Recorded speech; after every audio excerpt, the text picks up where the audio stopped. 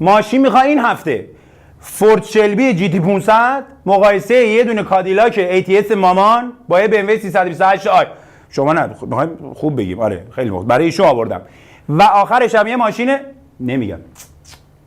نمیگم که سورپرایز باشه. من جای شما باشم از همین الان میشینم پای تریپل ای فامیلی تا سه شنبه ساعت 7 که دکارز با راندووه.